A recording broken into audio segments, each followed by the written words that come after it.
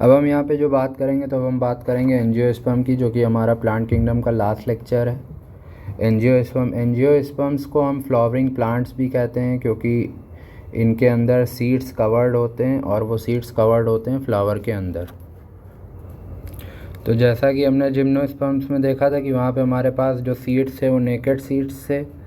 यहाँ पे जो हमारे सीड्स हैं वो हमारे कवर्ड सीड्स हैं।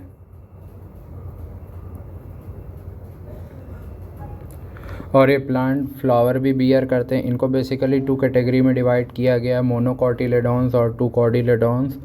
मोनोकॉटिलेडॉन्स आर द वन जिनके अंदर केवल एक कॉटिलेडॉन्स है, और जो डाइकॉटिलेडॉन्स हैं उनके अंदर 2 कॉटिलेडॉन्स हैं।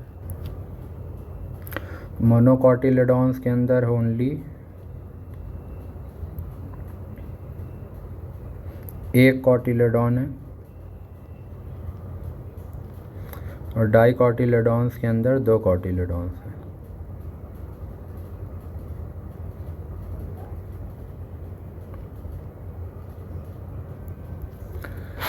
जो smallest angiosperm of till date है वो है वोल्फिया। स्मॉलेस्ट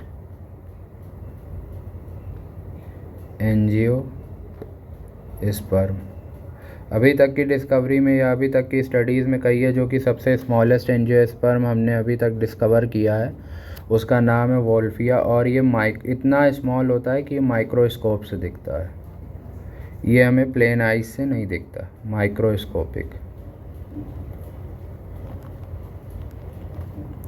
ये हमें प्लेन आइज से नहीं दिखता, ये हमारा माइक्रोस्कोपिक स्ट्रक्चर होता है। वहीं अगर बात करते हैं लार्जेस्ट एंजियोस्पर्म की, स्मॉलेस्ट एंजियोस्पर्म हो गया हमारा वोल्फिया, जो कि एक माइक्रोस्कोपिक स्ट्रक्चर है।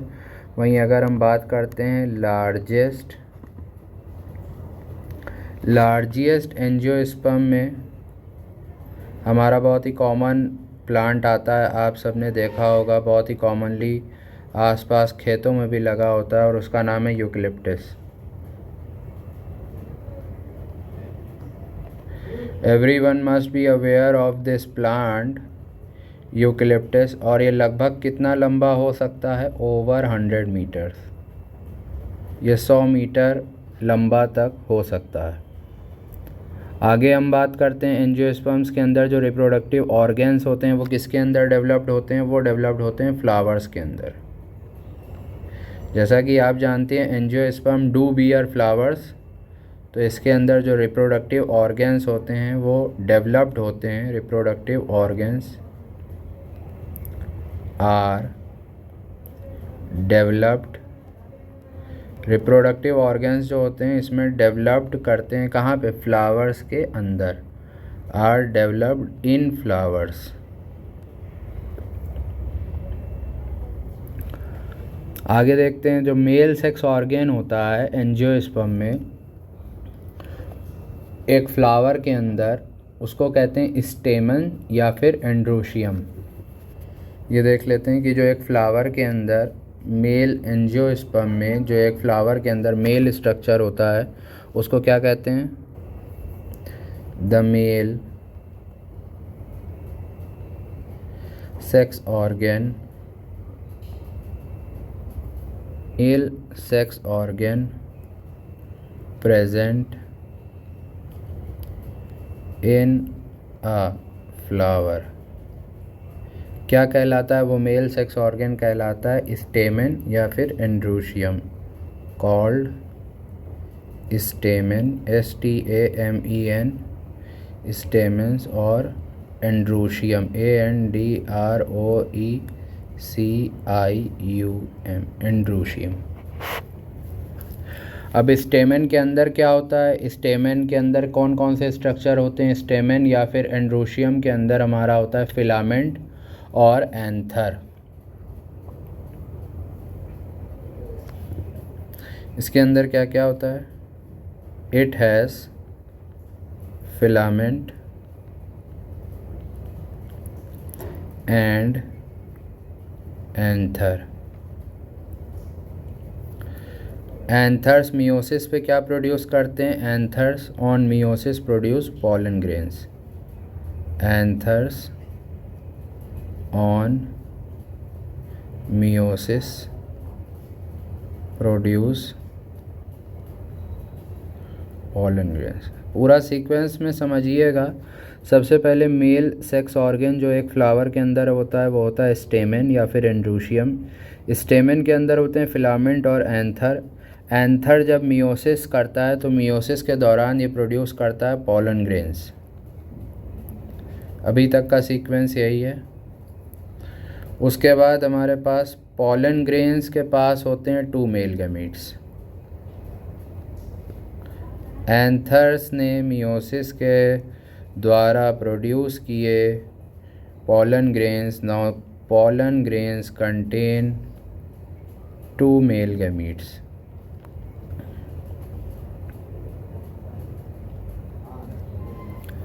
The female, ये तो हो गई हमारे male reproductive part of the flower की, जिसको क्या कहते हैं फिलामेंट एंड एंथर। ये किसका पार्ट होता है स्टेमेन का। अब अगला पॉइंट है female reproductive part. The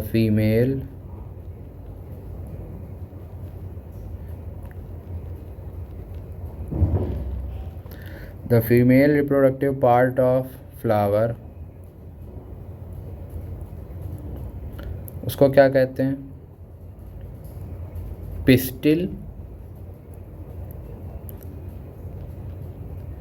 pistil कहते हैं या फिर गाइनोशियम।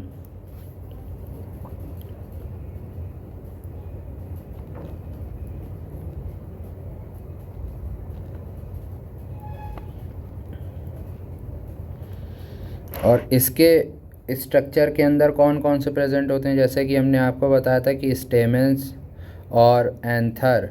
स्टेमेन के अंदर हमारे होते हैं फिलामेंट एंड एंथर।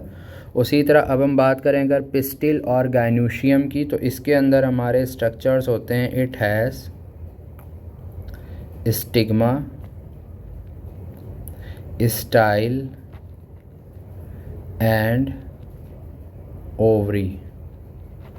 तो यह तो हो गए mail and female reproductive part of a flower. Male reproductive part of a flower को कहते हैं स्टेमेन या फिर एंड्रोशियम, और इसके अंदर होता है फिलामेंट और एंथर। एंथर्स के अंदर ही मियोसिस के द्वारा प्रोड्यूस होते हैं pollen grains. Each pollen grains have 2 male gametes, whereas female reproductive part of the flower is called pistil और gynoecium and it has stigma, style and ovary. ये जो भी हम बात कर रहे थे male and female reproductive part की, जो हमारे फ्लावर के अंदर प्रेजेंट होते हैं, तो उसको अब इस डायग्राम में देख लेते हैं। ये है हमारा स्टेमेन, जो कि एक मेल रिप्रोडक्टिव पार्ट होता है।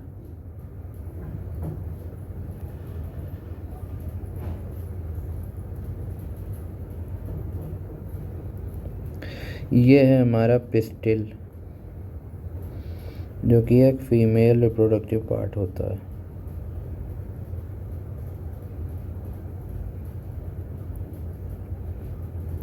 स्टेमेन के अंदर हमारे आते हैं एंथर एंड फिलामेंट, और each anther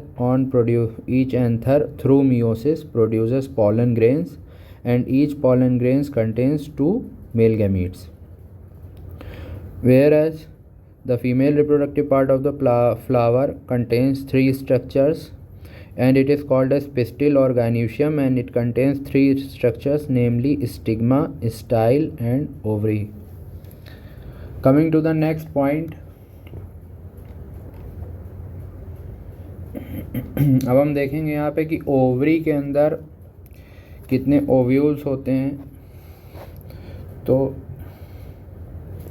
the ovary has 1 और मैनी ओव्यूल्स। ओवरी के अंदर या तो एक या फिर मैनी ओव्यूल्स हो सकते हैं। द ओवरी हैज़ 1 और मैनी ओव्यूल्स। या तो एक ओव्यूल होगा या फिर मैनी ओव्यूल्स हो सकते हैं, जिनके अंदर फीमेल गैमीटोफाइट डेवलप करते हैं via meiosis.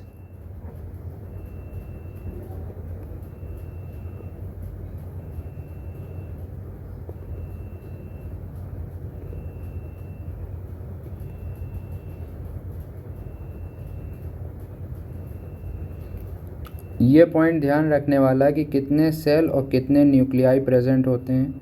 Embryo of angiosperm में 7 सेल एंड 8 न्यूक्लियाई। कितने सेल कितने nuclei? 7 cell 8 nuclei are present in the embryo. ये एक एमसीक्यू का पॉइंट है कि कितने सेल्स एंड कितने न्यूक्लियाई प्रेजेंट होते हैं एक एम्ब्रियो के अंदर, और वो कौन कौन से होते हैं? They are 1 egg cell. आपको क्या पता है कितने सेल होते हैं? 7 सेल और 8 न्यूक्लियाई। तो सेल कौन कौन से होते हैं? 7। एक एग सेल होता है, दूसरा आपका होता है 2 synergids, 2 synergids. Third 3 antipodal sales,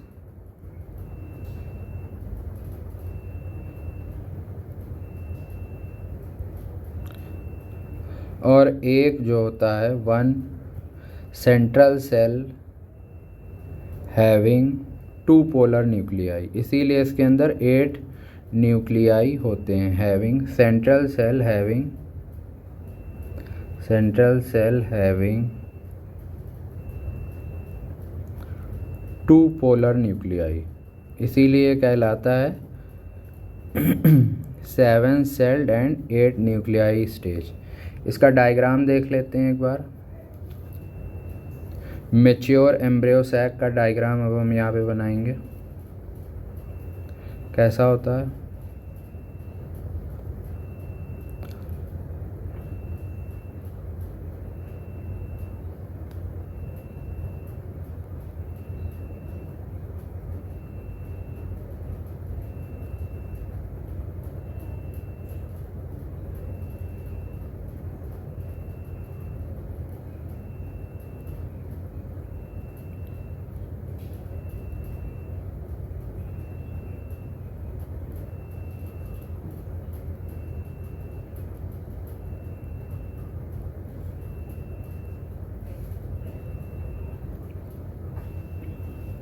ये जो हमारे ऊपर ये 3 सेल्स होते हैं, ये हमारे होते हैं एंटीपोडल्स।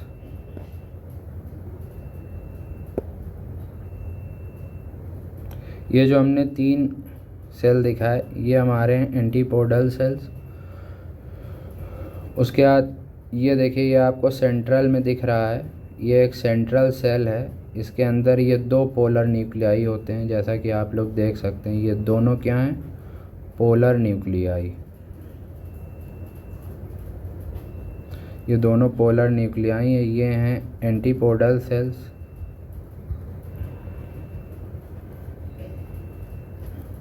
ये हैं हमारे 2 सिनर्जिड्स। तो यहाँ पे भी आप दे सकते हैं 2 सिनर्जिड्स हैं, दोनों के पास 2 न्यूक्लियाई। 2 synergids 2 nuclei. ये है हमारा सेंट्रल सेल।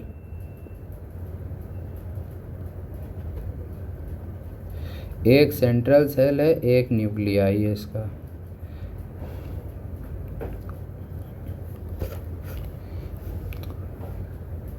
सॉरी, ये सेंट्रल सेल नहीं है, ये आपका एग सेल है। ये है आपका एग सेल।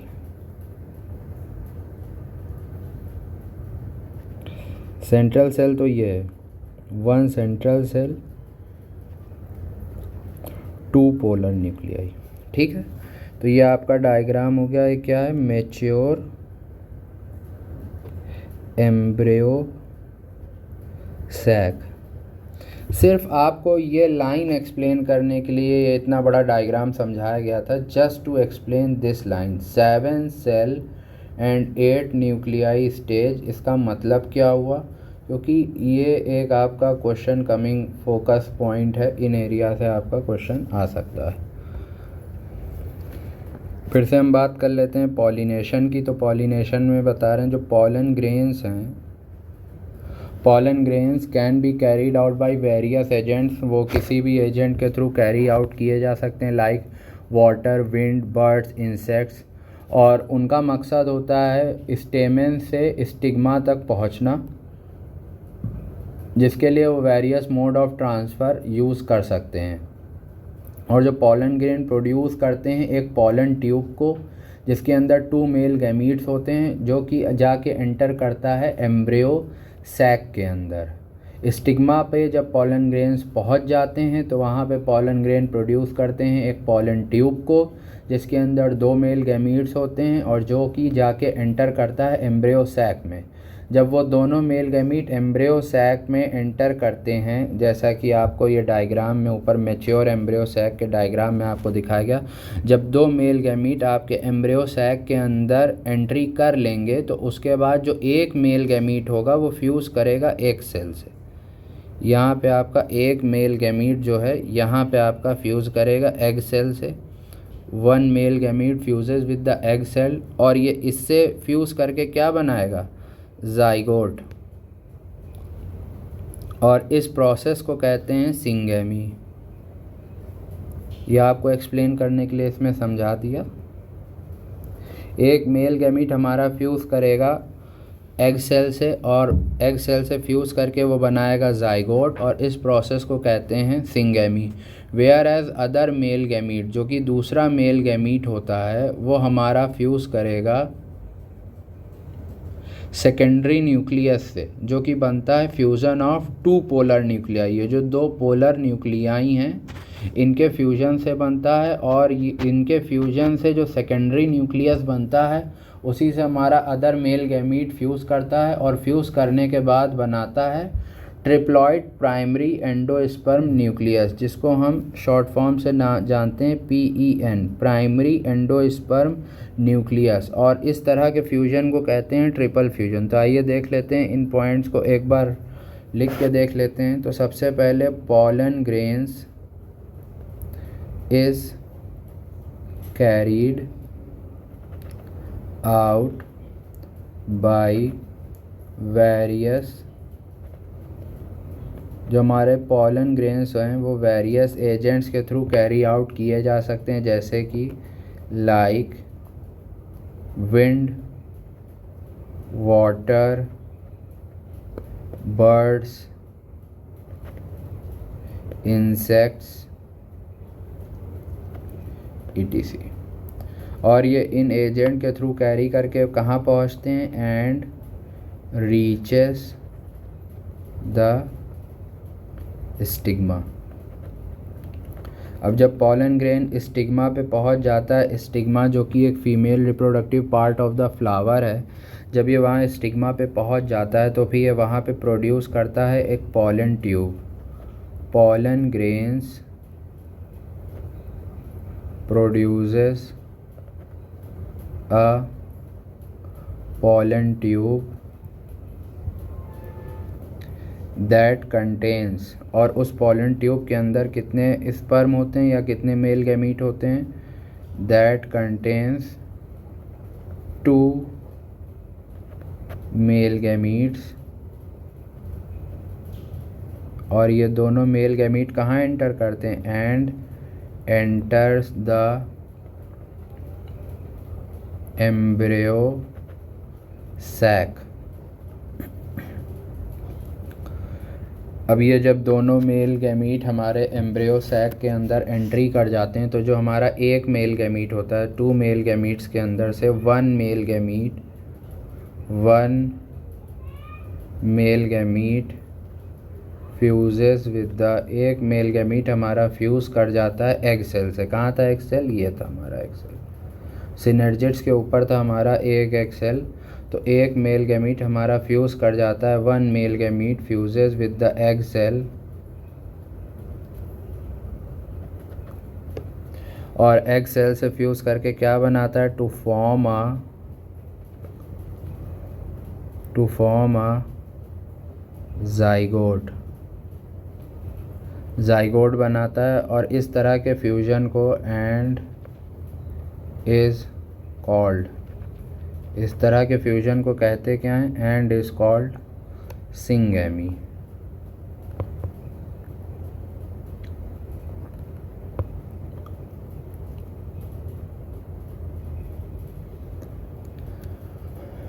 विच, और ये फाइनली ये जाइगोट किस में डेवलप कर जाता है, विच डेवलप्स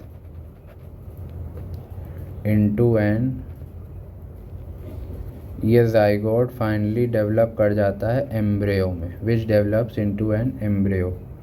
अब जो हमारा दूसरा मेल गैमीट होता है, ये तो हमने एक मेल गैमीट की बात कर ली। अब जो हमारा अदर मेल गैमीट होता है, other male gamete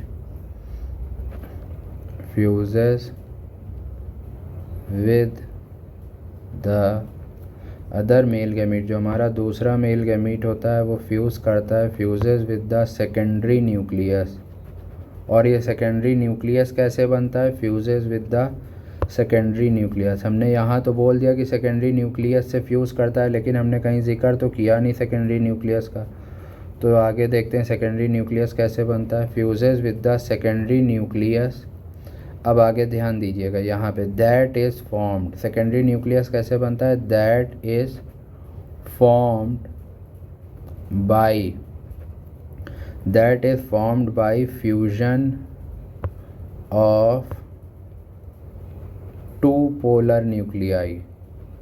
polar nuclei हमने मैच्योर एम्ब्रियो सैक के डायग्राम में आपको दिखाया था। ये जो हमारे दोनों पोलर न्यूक्लियाई हैं, 1 और 2, इन दोनों के फ्यूजन से ही हमारा बनता है, इन दोनों के आपस में फ्यूजन से ही हमारा बनता है सेकेंडरी न्यूक्लियस। और उस सेकेंडरी न्यूक्लियस से हमारा ये जो है ये मेल गैमीट, दूसरा male gamete, other male gamete fuses with that secondary nucleus, और उस सेकेंडरी न्यूक्लियस से फ्यूज़ करने के बाद क्या बनाता है, एंड प्रोड्यूसेस। अब यहाँ देखिएगा, अब ये सेकेंडरी न्यूक्लियस से फ्यूज़ करने के बाद ये बना रहा है, एंड प्रोड्यूसेस ट्रिप्लॉइड। सबसे पहले तो इसके अंदर कितने सेल्ड स्ट्रक्चर होता है, 3 sailed structure, triploid, primary endosperm nucleus. इसको हम शॉर्ट फॉर्म में कह सकते हैं PEN। फिर से ध्यान रखिएगा, ट्रिप्लॉइड, प्राइमरी एंडोस्पर्म न्यूक्लियस। और इसी चीज़ को, इस तरह के फ्यूजन को क्या कहा जाता है, एंड इज कॉल्ड, याद रखिएगा जो पिछला वाला फ्यूज़न हुआ था एक मेल गैमीट का विद द एग सेल, उस तरह के फ्यूजन को हमने कहा था सिंगैमी। वेयर एज जो अदर मेल गैमीट हमारा फ्यूज़ किया सेकेंडरी न्यूक्लियस के साथ, इस तरह के फ्यूजन को हमने नाम दिया and is called triple fusion, क्योंकि यहाँ पे हमारे 3 सेल्स इन्वॉल्व हो रहे हैं, एक हमारा मेल गैमीट और 2 हमारे पोलर न्यूक्लियाई। अब ये PEN का आगे इसकी फेट क्या होती है, PEN यानी कि प्राइमरी एंडोस्पर्म न्यूक्लियस, ये किस चीज़ में डेवलप करता है इसको देखेंगे। PEN primary endosperm nucleus develops into an endosperm. ये एक एंडोस्पर्म में डेवलप कर जाता है जो कि नरिश करता है डेवलपिंग एम्ब्रियो को, यानी कि डेवलपिंग एम्ब्रियो को ये नरिशमेंट प्रोवाइड करता है। Develops into an endosperm that nourishes the developing embryo. यही हमारा प्राइमरी एंडोस्पर्मिक न्यूक्लियस जो होता है वो कि प्रोवाइड कराता है nutrition to the developing embryo. देख लेते हैं 2 फर्टिलाइजेशन इवेंट यहाँ पे हुए, एक सिंगैमी और दूसरा ट्रिपल फ्यूजन। चूँकि ये दोनों ही फर्टिलाइजेशन इवेंट्स हमारे एम्ब्रियो सैक के अंदर होते हैं, इसीलिए इस तरह के फर्टिलाइजेशन को हम कहते हैं डबल फर्टिलाइजेशन। डबल फर्टिलाइजेशन आप सबने सुना होगा, एंजियोस्पर्म्स में डबल फर्टिलाइजेशन होता है। यहाँ पे हमने आपको एक्सप्लेन किया कि डबल फर्टिलाइजेशन कहलाता क्यों है। तो यहाँ पे 2 इवेंट्स हो रहे हैं फर्टिलाइजेशन के, 2 डिफरेंट टाइप्स ऑफ फर्टिलाइजेशन हो रहे हैं, 2 डिफरेंट इवेंट्स हो रहे हैं, नेमली डिफरेंट, नेम भी उनके डिफरेंट हैं। तो वो जो 2 डिफरेंट इवेंट्स कौन से हैं, नेमली पहला हमने यहाँ पे पढ़ा था सिंगैमी और दूसरा हमने यहाँ पे पढ़ा था ट्रिपल फ्यूजन। तो इसको यहाँ पे लिख लेते हैं namely syngamy and triple fusion. ये कहाँ अकर करता है? Occur inside the embryo sac, occur inside the embryo sac, और इसीलिए इस तरह के फर्टिलाइजेशन को कहा जाता है double fertilisation. So it is called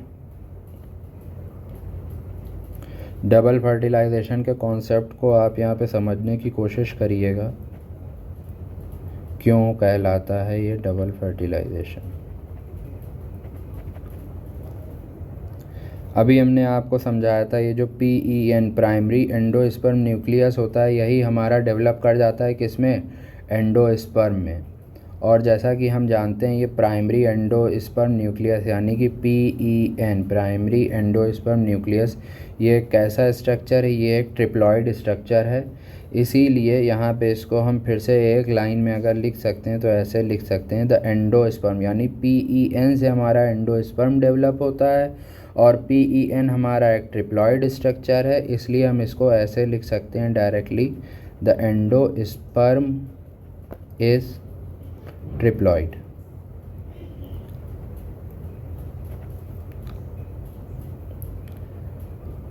यहाँ पे हम फेट देखते हैं, ओव्यूल्स की क्या फेट होती है? ओव्यूल्स हमारे डेवलप कर जाते हैं सीड्स में, ovules develop into seeds whereas ovaries into fruits।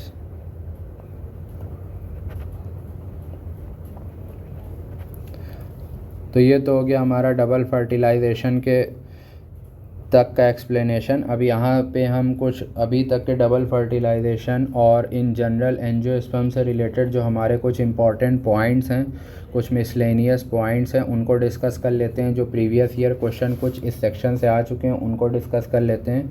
उसके बाद हम एंजियोस्पर्म का एक सेकेंड मेजर पार्ट डिस्कस करेंगे जिसको कहते हैं अल्टरनेशन ऑफ जनरेशन, जिसको आप कह सकते हैं प्लांट की लाइफ साइकिल। उसके अंदर हम एंजियोस्पर्म प्लांट्स की लाइफ साइकिल को एक्सप्लेन करेंगे। तो अभी हम देख लेते हैं इससे रिलेटेड सम इम्पॉर्टेंट पॉइंट। जितना अभी तक का हमने टॉपिक डिस्कस किया उस टॉपिक से रिलेटेड हम सम इम्पॉर्टेंट या यूँ कहें कि मिसलेनियस पॉइंट्स या फिर questions.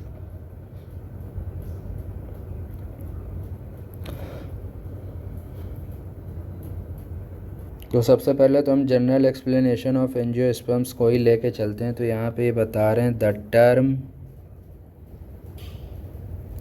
Angiosperm, the term angiosperm का मतलब क्या हुआ? मीन्स, इस टर्म का मतलब हुआ, इस टर्मिनोलॉजी का मतलब हुआ एनक्लोज्ड सीड्स। यहाँ पे सीड्स हमारे जो होते हैं वो कवर्ड होते हैं। जिम्नोस्पर्म्स हमने देखा था कि सीड्स हमारे नेकेड होते हैं, लेकिन एंजियोस्पर्म्स में हमारे सीड्स कवर्ड होते हैं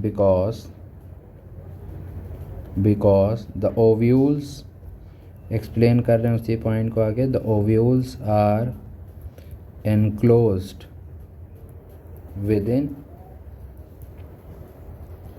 ovary,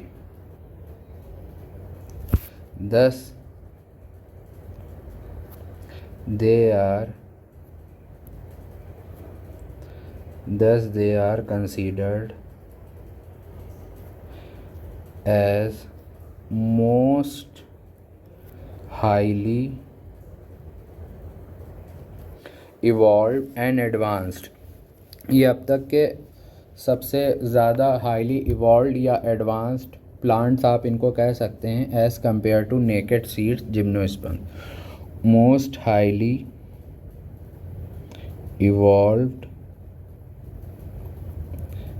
and advanced as compared तो ये अब तक के सबसे ज़्यादा एडवांस्ड या फिर इवॉल्व स्ट्रक्चर हैं as compare to the gymnosperms. Angiosperms के अंदर जो सीड्स होते हैं वो एनक्लोज्ड विद इन फ्रूट्स होते हैं। इन एंजियोस्पर्म्स, अभी आपको ऊपर एक्सप्लेन किया, the ovules are enclosed within ovary. तो ओव्यूल्स हमारा जो होता है वो फ्यूचर का सीड होता है और ओवरी हमारी फ्यूचर की फूड होती है। तो in angiosperm seeds are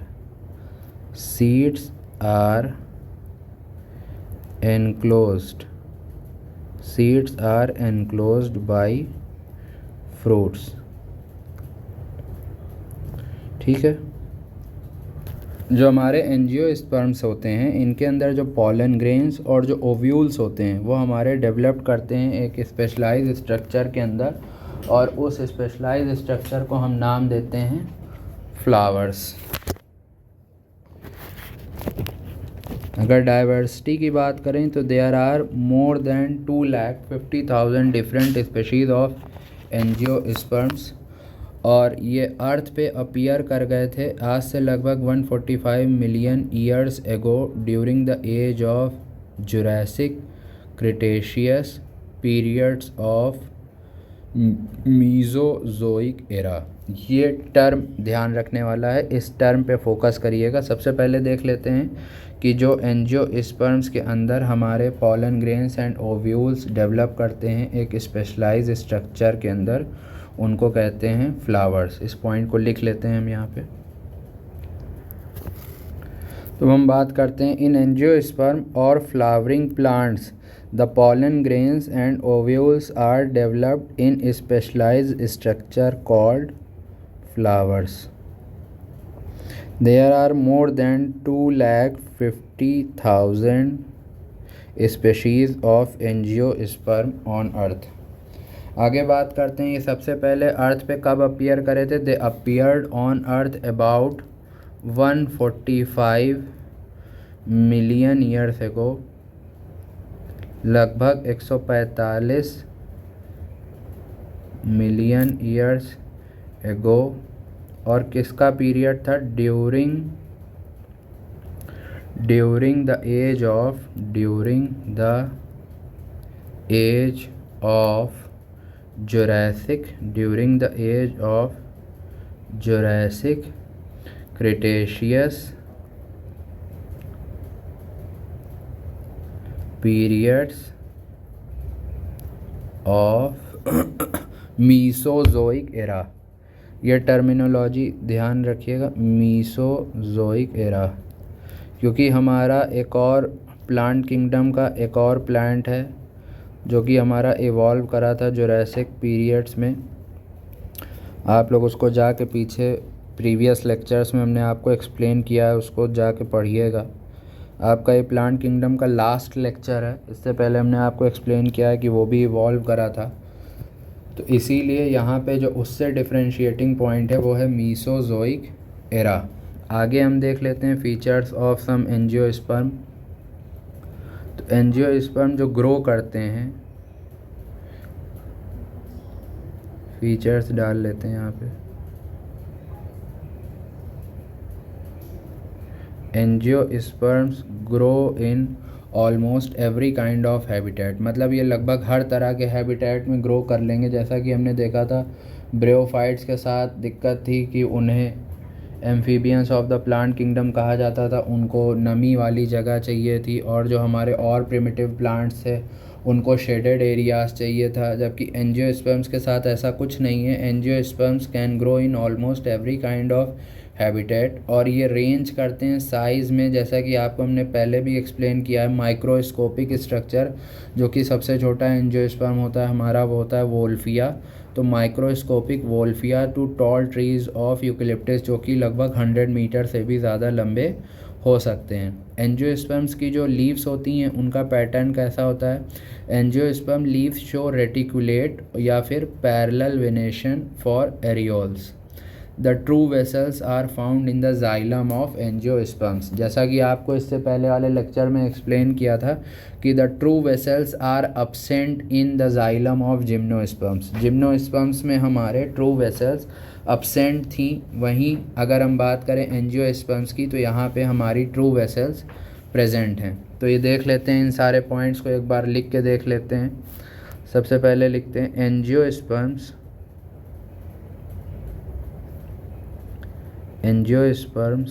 grow in almost every kind of habitat। ये लगभग हर तरह के हैबिटेट में ग्रो कर लेते हैं। एग्जाम्पल है जोस्टेरा, शैलो सीज, मतलब जो बहुत गहरे समंदर हैं उन सीज़ के अंदर भी ये ग्रो कर सकते हैं। ऑलमोस्ट यहाँ पे एक्सप्लेन आपको यही करने की कोशिश की जा रही है कि angiosperms have a wide range of growing habitat. ये कहीं भी ग्रो कर सकते हैं। साइज़ में ये रेंज करते हैं, they range in size, they range in size, they range in size from tiny Wolffia. Wolffia हमारा कैसा एक स्ट्रक्चर था, एक माइक्रोस्कोपिक स्ट्रक्चर था। From tiny Wolffia to tall trees of eucalyptus. और ये लगभग कितने लंबे हो जाते हैं, लगभग 100 मीटर और ओवर 100 मीटर या उससे भी ज़्यादा लंबे हो सकते हैं। लीव्स कैसा वेनेशन इसकी शो करती हैं, एंजियोस्पर्म लीव्स शो कैसा वेनेशन शो करती हैं, रेटिकुलेट वेनेशन, रेटिकुलेट, या फिर इसको आप कह सकते हैं पैरेलल वेनेशन।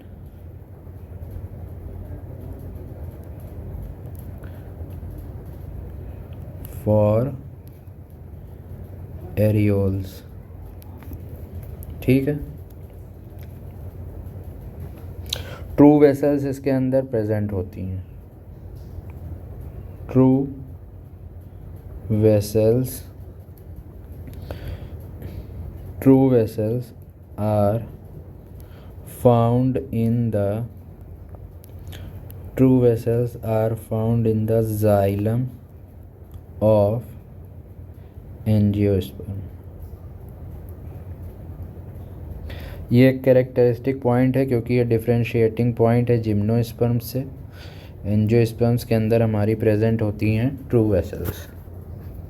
तो ये तो बात हो गई ट्रू वेसल्स की। अब हम बात करें फाइबर्स कैसे प्रेजेंट होते हैं जाइलम एंड फ्लोएम के अंदर। The libriform fibres, the libriform fibres, कैसे फाइबर्स प्रेजेंट होते हैं, libriform. The libriform fibres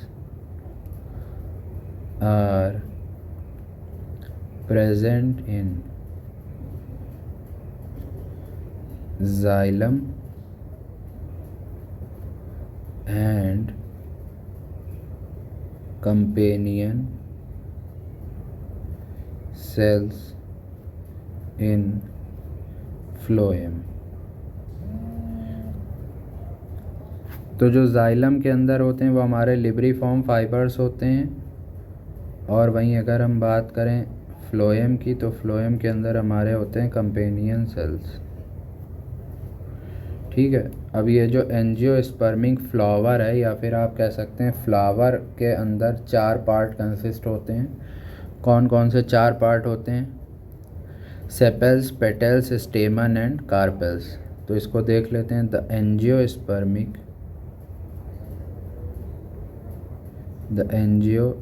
the angiospermic flower का मतलब कि जो एंजियोस्पर्म्स के अंदर फ्लावर होता है, the angiospermic flower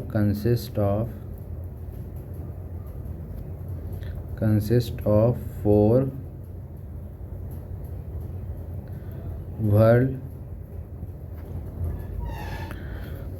whorl of appendages.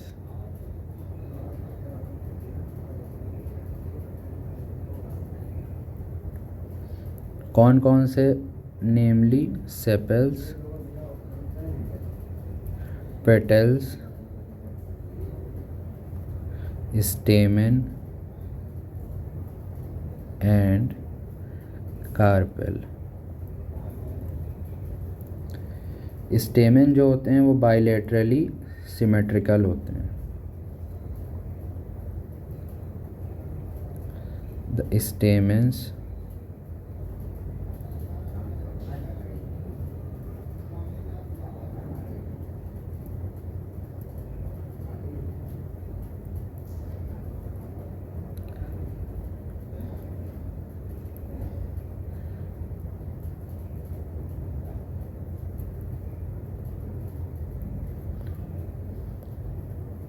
Stamens हमारे होते हैं बाइलेटरली सिमेट्रिकल।